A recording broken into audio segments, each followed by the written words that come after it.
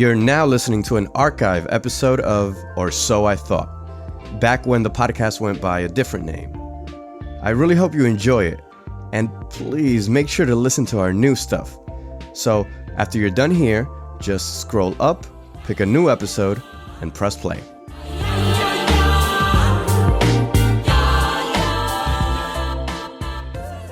I spoke to my friend Jason the other day. He's been a bit of a role model from afar on how to make moves in your career. But a lot of his wisdom also comes in the form of navigating through life's cultural conundrums. I had my instances. I mean, I was in the Dominican Republic one time, and it was a group of us, and we're going out in the capital.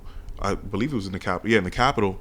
And I knew that we were going to go out, and that was the darkest one, so I needed to be that much more dressed up, right? So I put on, I didn't have to, but I put on my shoes, my shirt, everything. And so it's funny, so we started to walk as we were approaching the club. We're coming from across the street, and the bouncer's like looking at me. The bouncer's like maybe your complexion, Alex. And you can tell that they tense up, and they're like, nah, like he's not getting in. And so it's funny because my girlfriend at the time was like, but why? What's the problem? And so that's one example, right? The other example, and I'm sure you could relate to this, Claudia, as well, is I go to the grocery store in Washington Heights, and I can speak to the brother in Spanish, right? But he'll reply to me in English. Right? And I'm like, but why? And I'm like, but I'm speaking in Spanish, and I'll speak slower and I'll speak louder so that they can understand that I'm speaking to you in Spanish. Like, so it's just this, and I think that speaks to this stereotype that that unfortunately, for whatever reason, you can't be this dark or this tall or this bald head and speak Spanish, right? Like, it's just, it's mind-boggling to me. So, all of those things have informed my desire to kind of start to change that. And admittedly, I haven't always been this vocal, right? Because it's something that I haven't necessarily known. I haven't found my voice, and I still haven't found my voice to a certain extent. But I have found a little bit more courage in speaking up more about it. And this courage that Jason has developed has driven him to build a startup. But this is a different type of startup. It's not Silicon Valley, and he's not building the next big app in social networking. His company is about socially minded networking. It's a media and consulting agency bringing together men of color looking to create good in the world. Before we hear how he started his company, let's first hear the why. Because if you've read Simon Sinek's work, you know that it all starts with the why.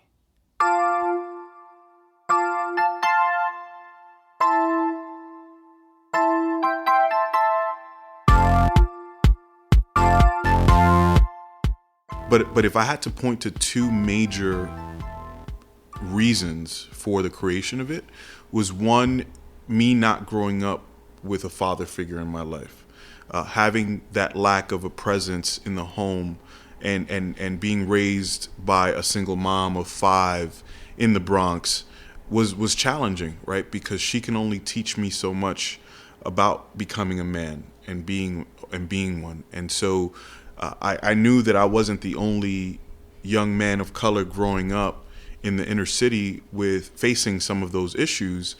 And so there was a lack there, in my opinion, and I wanted to somehow bridge that gap and impart some of my own experiences into the younger brothers growing up or other men that might have gone through similar experiences. So that's one major reason. The other major reason is really that there's a lack of positive representation for men of men of color in mainstream media. I think the way we're portrayed is not in a healthy portrayal. It's the hyper masculinity is not necessarily who a real man is or a man of color is. And so part of the goal with the platform is to try to help redefine that in some ways, and really bridge that gap. So those are really, if I needed to point, or if I could point to two major reasons for the lives of men, those are it. Like most goals that define us, values that we hold as mission statements, like Jason does, Making these a reality is almost always difficult at first. We end up spinning our wheels for a bit, partly because we want it so much, too much even, and partly because we know what the ideal thing looks like in our head, but our plans aren't fully fleshed out yet. This happened with Jason, as this goal of this company has been in his mind for a while. I think The Lives of Men is really the second iteration of this project. Back in 2012, 2013, I worked on a project called The Gentleman's Journal.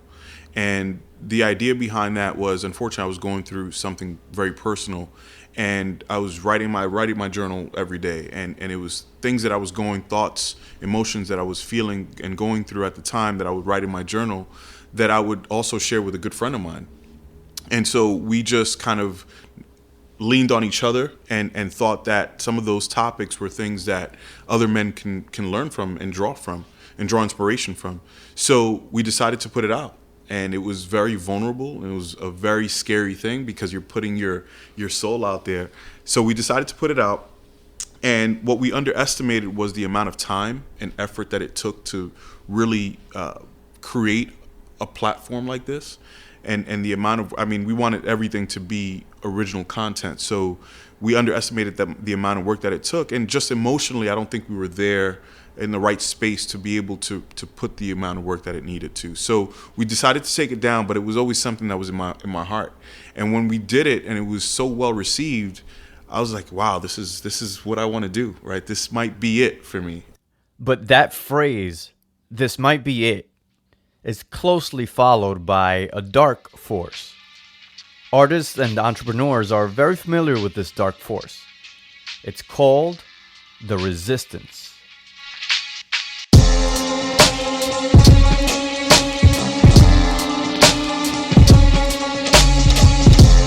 It's the little voice in your head that says, who are you to do this, right? Who are you? There are 1,000 other people that are doing it better, that have more experience doing it. So from that standpoint, that was definitely one of those that inertia, right? I got to that point. It was just like, man, I don't know if I should do this. But what gets me over that is really just knowing that I'm on the right track. When people see a piece of content, or when they have a conversation with me and I explain the concept, they say yes, they get it, and they're like, yes, you should be doing this. We need this. And so, after much soul searching, Jason realized that yes, he is good enough. He had a great job working in finance, but the idea kept calling. I think all the stars were aligning because my time at the company, I'd signed a 2-year deal at the company, and that was coming to an end. And so the decision or the options in front of me were renew my contract, take on a new role that, though it was going to pay me more money, was going to require more of my time. That, or decide to let the contract elapse and, essentially be out of a job and try to pursue my passion.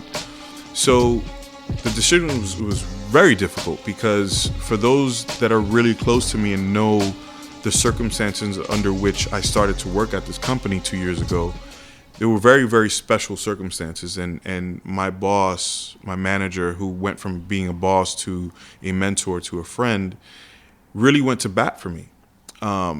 Even till the last day when he put the new deal in front of me, he's like, this is what it is. Are you in or you out? He really went to bat for me. And so to make a decision to leave and not take that deal was difficult for many reasons, not of least the fact that it was just like almost turning my back on him, right?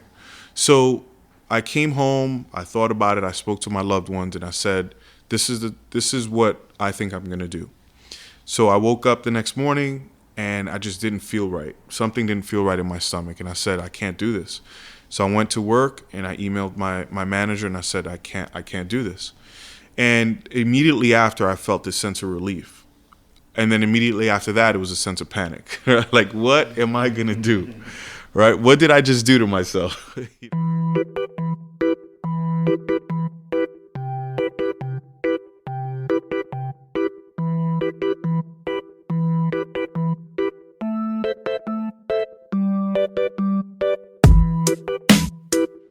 Now that he had made the leap, it was time to surround himself with the right team, the right people.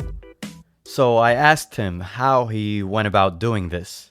Yeah, no, How'd you recruit? Did you go in a van and start kidnapping people? No, man. The A team, right? The Like A team, the A team. Yeah. No, man. It was. I can't explain that. I think it's just when the student is ready, the teacher appears. When I decided to revisit this, I didn't approach everyone. I didn't. Excuse me. I didn't ask a lot of advice. I knew I kind of wanted to do this. I just wanted to make sure that I had key conversations with people that I trusted and that understood what it took to take the leap. More for confirmation, if anything else. And as you can tell, he had an advantage in that his network already included some movers and shakers. Alex Vega, who is the young lady who is kind of my general manager and is a strategic genius in terms of content creation and marketing and things like that. She was, again, we just met in the last couple years, but again, kindred souls, people that you just connect with and gravitate to. And what I really liked about her is that she's a female entrepreneur, right? And she's done so much work around female entrepreneurship that I was just like, wow, like you get it. And you're not afraid to put yourself out there. He also recruited folk in tune with the community and activism, like Charlie Vargas, a good friend of ours who is a Brooklyn criminal defense attorney. Pat Ramos, who's actually a fraternity brother of ours, who's kind of building the site and making sure that technically we're sound. And the last piece of the puzzle? And when I saw him sort of relaunch this project under another name, that's Claudio Cabrera. He's a digital marketing and SEO specialist. We'll be hearing from him throughout the show. Growing up, I grew up in a two-parent household, so my dad was around. But, my dad was from the Dominican Republic, came over here, worked in a really blue-collar job, taught me how to be a man, hard work, all that other stuff, all those values. But growing up in the 90s, the real only examples that you had of a success in terms of people of color were either athletes or musicians. So for me, a lot of it is kind of giving back in a way. I didn't necessarily have that figure that I looked up to visually on TV or close to me where I could say, wow, this person's a doctor, or this person's a lawyer, or this person's a business person. While my dad is amazing and great, he wasn't necessarily in a position that I wanted to be in growing up. So to be able to kind of be part of a group of people, the Jasons, the Charlies, people that are lawyers, people that worked in finance, people that have their own businesses, and sort of give back, whether it's through the words we say on a website, whether it's through a Facebook post, whether it's through a Twitter post, or whether it's something where you're physically in person with someone else is important to me. So I look at it as another way of giving back. I don't look at this as a project. So the team is now stacked with A players. They got to work and have been putting out amazing content in the form of blog posts, videos, seminars, poetry readings, and events fusing food, art, and music. Really cool stuff. They have momentum on their side. But when you're an entrepreneur, it's rarely smooth sailing. But when you really want something, you go for it. As you know, you go hard for it. So now I think the process is a little bit different. Now that I've decided to, again, leave my job, which is probably the craziest decision that I've ever made. But I think it was necessary in order for me to really give this the right attention. Now I'm still trying to find my rhythm, because you can say that I have more time, but I really don't, right? Because now it's about, how do I monetize this? How do I make this something that's viable from a business standpoint, but also creates value for our audience? And so that keeps me up at night thinking about that day in and day out. Luckily, Jason surrounded himself with the right people. Claudio had a similar experience a few years back, and it is very reassuring for what's going on in Jason's world. So I quit my job. I was working at Interactive One at the time. I was there for 2 years, and I was working on this website called News One. And, the company was great. My team members were great. I was in a managerial role, so it was something that I was really happy with at the time. But the editorial direction of everything and how it was moving forward wasn't necessarily something I vibed with. And it was a tough decision. I wasn't necessarily, I was living at home. It wasn't like I could do without money. You know what I mean? But I also could in some respects. But when I quit that job, it made me realize for the first, it put this level of confidence in me that was never there before. And I'm 33 now. I was 29 at the time when that happened, or 28. And ever since then, there's been this level of belief in me, and this is what I was, kind of talking to Jason about when he told me about his decision, that can't be shattered anymore. That I don't really look at myself as someone who may not necessarily be able to compete on an intellectual level, on a just pure hunger level. I think I'm on par with everyone else. And when you're able to work for yourself for a while and you're able to grow something and you're respected for it, it just boosts your confidence in a way that you can never imagine. And that was really the turning point for me, because it gave me the confidence to kind of step out on my own and know that a life without challenges isn't a life.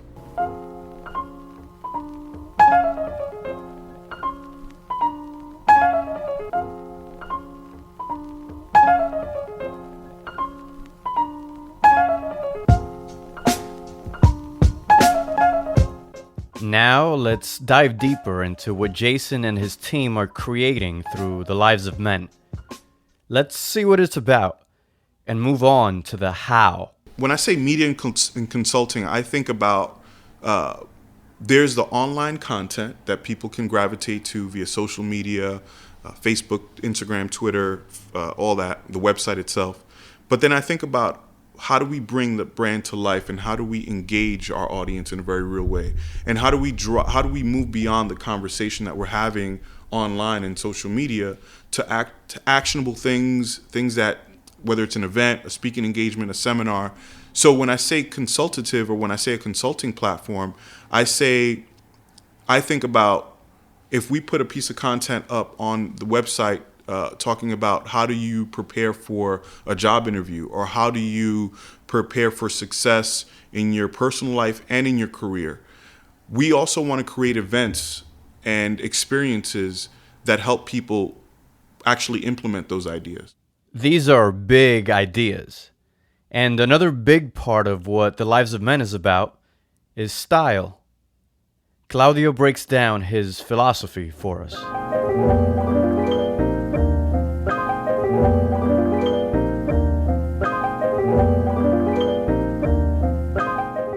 It got to a point where I understood how style can be beneficial to a person of color, how it could disarm people in a sense, and how it can open new doors for you in a lot of different ways.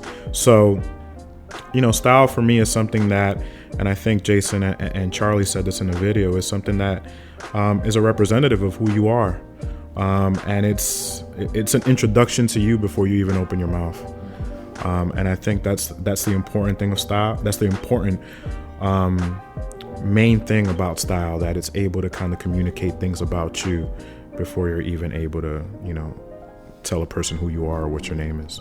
And for Jason? As far as I can remember, it's something that my mom infused in my sister and I. She used to dress us in Benetton, like matching outfits, and Gap, when Gap was, the thing.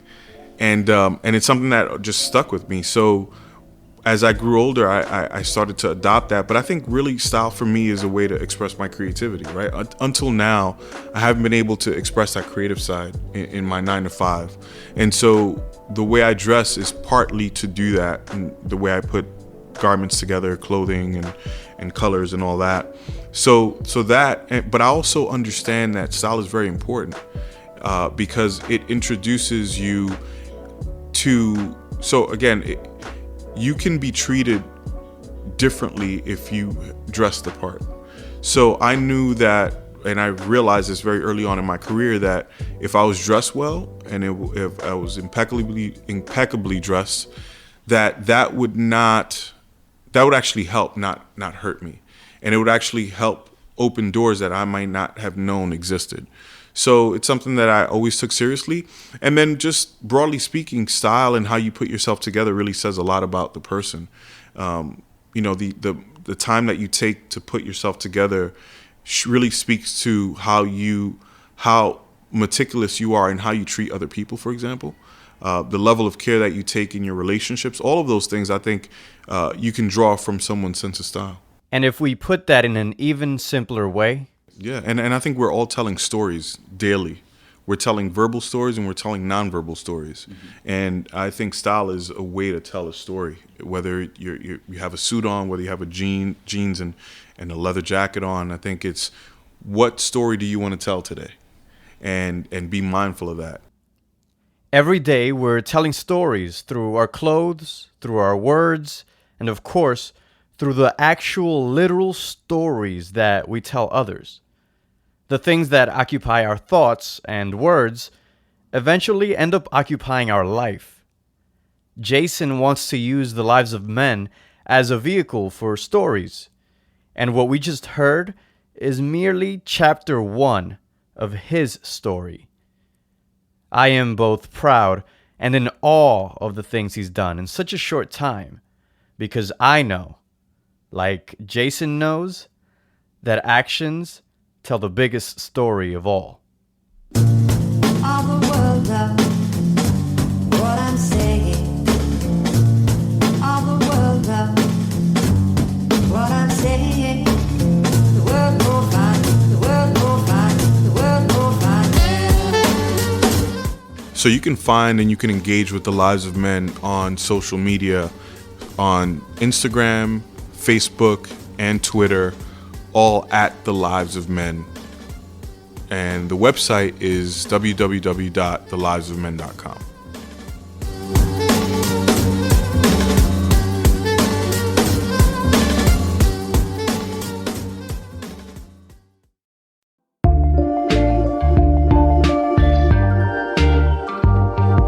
My friends, guys, gals, thanks so much for tuning in again.